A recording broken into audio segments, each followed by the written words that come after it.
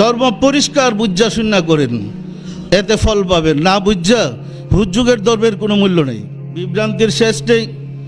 আমাদের সমাজে বিভ্রান্তি এমন বেশি, আমরা গিয়া সেরা 7 জনের নাম লেখা নেই। কার কার নামে কুরবানি দিবেন? মানুষের নামে কুরবানি হয় না আল্লাহর নামে কুরবানি হয়? কথাটা ছিল 7 জনের পক্ষ থেকে আমি এই গরুটা আল্লাহর নামে কুরবানি দিলাম। কথাটা ছিল এই 7 জনের পক্ষ থেকে দুম্বা কুরবানি দিলাম। 7 জনের পক্ষ থেকে এই উট কুরবানি দিলাম।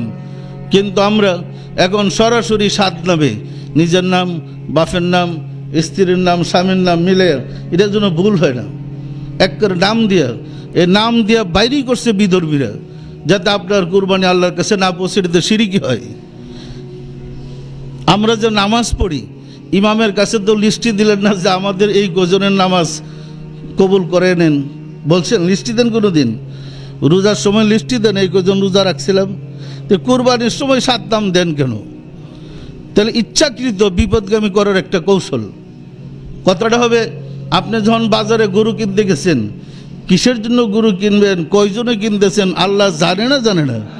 যে না জানে তারা জানাইবার লাভ কি? সুতরাং আপনি কিনার আগে মালিক জানেন। বিসমিল্লাহ, আল্লাহু আকবার। আমাদের এই 7 জনের পক্ষ থেকে আল্লাহু আকবার। হে দয়াময় খোদা, তোমার নামে কুরবানি। এইভাবে কুরবানি করতে পারবেন? নাকি হুজুরের ভরসা বয়ে থাকবেন যে হুজুর জবাই করে দিয়া যান? জবাই করলে আপনার গরু হালালটা হারাম বানিয়ে ফেলাইব। পরিষ্কার না? পরিষ্কার না? সম্মানিত আশেকের রাসূলেরা, ধর্ম পরিষ্কার বুঝা শূন্য করেন, এতে ফল পাবেন। না বুঝা হুজুগের ধর্মের কোনো মূল্য নেই।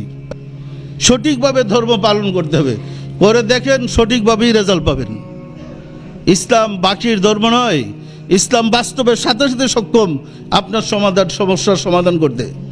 সুতরাং সামনে ঈদ আসতেছে, কুরবানি আসতেছে। কুরবানির সময় নিজের পক্ষ থেকে এবং 7 জনের পক্ষ থেকে আল্লাহর নামে কুরবানি করবেন, মনে থাকবে? আর কুরবানির সময় খেয়াল করবেন, হে দয়াময় খোদা, আমার ভিতরের পশুটাকে তুমি দয়া করে কুরবানি করে দাও।